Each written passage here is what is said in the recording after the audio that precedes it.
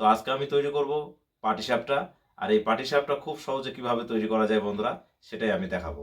তো এই পাটিসাপটা পিঠে তৈরি করার জন্য আমি কি কি নিয়েছি আমি আগে আপনাদের দেখাই। দেখুন, এখানে আমি কিন্তু পরিমাণ মতো চালের আটা নিয়েছি। এই যে এটা চালের আটা, সঙ্গে কিন্তু আমি দুধ দিয়ে গোলাটা করব, তার জন্য এটা কিন্তু খাঁটি গরুর দুধ। আর এখানে আমি সুজি দেব, যার কারণে এখানে আমি সুজি ভিজিয়ে রেখেছি। আর পাটিসাপটা পিঠেতে আপনারা জানেন ক্ষীর লাগে, তো আমি এই ক্ষীরটা কিন্তু বাড়িতেই তৈরি করেছি। এই ক্ষীরটা খুব সুন্দর কিন্তু জমে গেছে দেখুন। এই ক্ষীর দিয়ে আমি পাটিসাপটা পিঠে তৈরি করব। আর সামান্য পরিমাণে এই যে দেখুন, এটা এটা কিন্তু একদম পিওর খেজুরের গুড়, লালি, মানে এটাও আমি এই যখন মিক্সড করব এই মিশ্রণে কিন্তু ব্যবহার করব, আর চিনি ব্যবহার করব। তো বন্ধুরা দেখতে থাকুন। আর এই যে ফ্লেভারের জন্য সামান্য পরিমাণে কিন্তু একটু এলাচের গুঁড়ো নিয়েছি, ডাস্ট করে এটা দেব। তাহলে সবার আগে আমি পাটিসাপটা পিঠে তৈরি করার জন্য গোলাটা তৈরি করে নিই। সবার প্রথমে এই যে চালের আটা যেটা নিয়েছি, এখানে আমি এই যে ভিজে রেখেছি যে সুজি, সেটা কিন্তু দিয়ে দেব।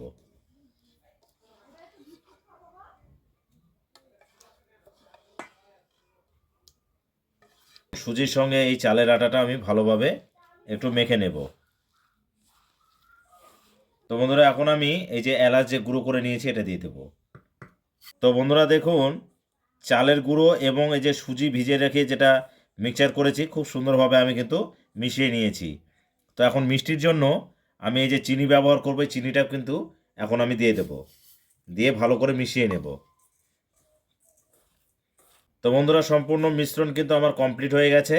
এখন আমি গোলাটা রেডি করবো। এই যে গরুর দুধ নিয়েছি, এটা দিয়ে দেবো। এটা কিন্তু দুধটা জাল দেওয়া, আমি ঠান্ডা করে নিয়েছি, তারপরে এটা ব্যবহার করছি। তো এখন যতটা পরিমাণ লাগবে দেব।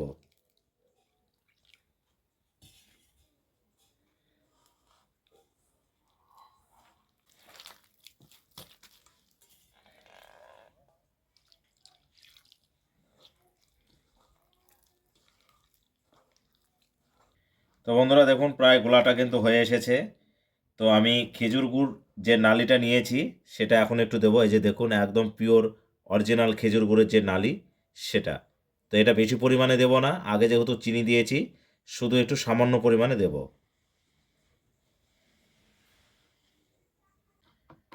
তো বন্ধুরা দেখুন, পাটিসাপটা পিঠে তৈরি করার জন্য আমার কিন্তু গোলাটা রেডি হয়ে গেছে। একদম দেখুন, পরিমাণ মতোই একদম সব কিছু নিয়েছি, গোলাটা আমি যেরকম চেয়েছি সেরকমই হয়েছে। তো দেখুন, এখানে আমি উনুনে কিন্তু তাওয়া বসিয়ে দিয়েছি।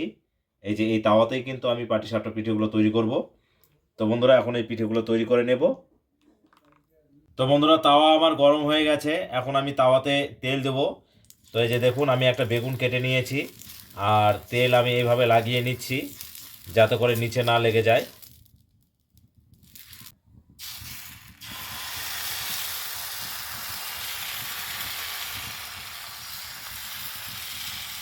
এবার আমি যে ক্ষীরটা ব্যবহার করব সেটা নিয়েছি, এভাবে আমি এখানে দিয়ে দিলাম।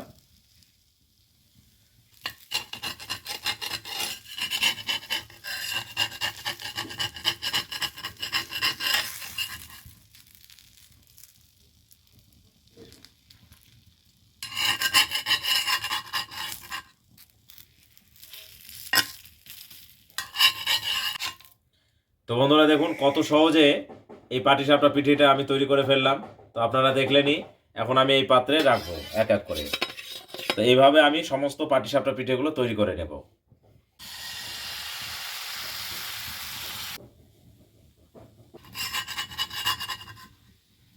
এই আর একটা পাল্টে দিলেই হয়ে গেল। দেখুন বন্ধুরা, আমার পাটিসাপটাগুলো কত সুন্দর উঠছে দেখুন, একদম সফট আর মোলায়েম।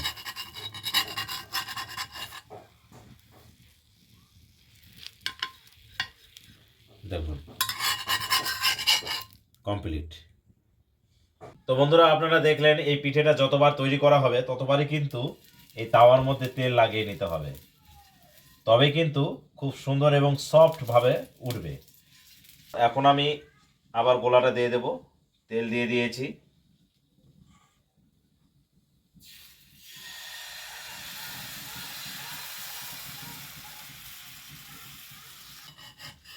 দেখুন বন্ধুরা, কত সুন্দর একদম সফট উঠে গেছে দেখুন।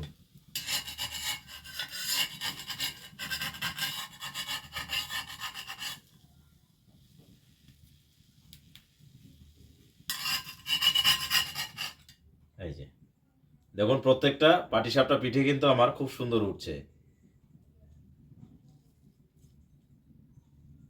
তো ফাইনালি বন্ধুরা আজকের আমার পাটিসাপটা পিঠে তৈরি করা কিন্তু কমপ্লিট হয়ে গেছে। তো দেখুন এই যে এই পাত্রে রেখেছি পাটিসাপটা পিঠেগুলো কত সুন্দর হয়েছে। দেখুন প্রত্যেকটা পিঠে কিন্তু খুব সুন্দর উঠেছে। তো এই পিঠেগুলোর মধ্যে একটা পিঠে আমি নিয়ে টেস্ট করে জানাবো পিঠেগুলো কেমন হয়েছে।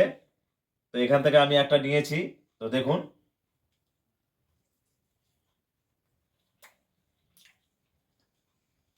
দারুণ একদম সফট। আপনারা দেখলেনই বন্ধুরা যখন আমি গোলাটা তৈরি করলাম, মানে এই পাটিসাপটা পিঠে কিন্তু গোলা তৈরি করাটাই হচ্ছে ব্যাপার। তো গোলাটা কিন্তু আপনারা দেখলেন আমি সুজি এবং চালের আটা সব কিন্তু একটা পরিমাণ মতো ছিল। আর গোলাটা অবশ্যই কিন্তু দুধ দিয়ে করতে হবে, তাহলে স্বাদটা কিন্তু এরকম আসবে। আর আপনারা দেখলেন আমি এমন বেশি কিছু কিন্তু ইউজ করিনি, একদম সিম্পল সাধারণভাবে। তো আপনারাও বাড়িতে এরকমভাবে এই পাটিসাপটা পিঠে তৈরি করে নেবেন, দেখবেন খেতে কিন্তু খুব ভালো লাগবে।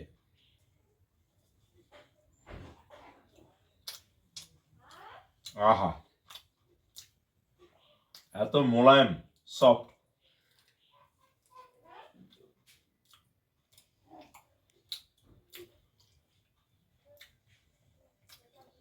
তো বন্ধুরা আজকের আমার এই পাটিসাপটা পিঠের তৈরির পদ্ধতিটা যদি আপনাদের ভালো লেগে থাকে তাহলে অবশ্যই অবশ্যই লাইক শেয়ার কমেন্ট করে আমার পাশে থাকবেন। তো বন্ধুরা আবার দেখা হবে আরো অন্য কোনো একটা ভিডিও নিয়ে। সকলেই ভালো থাকবেন।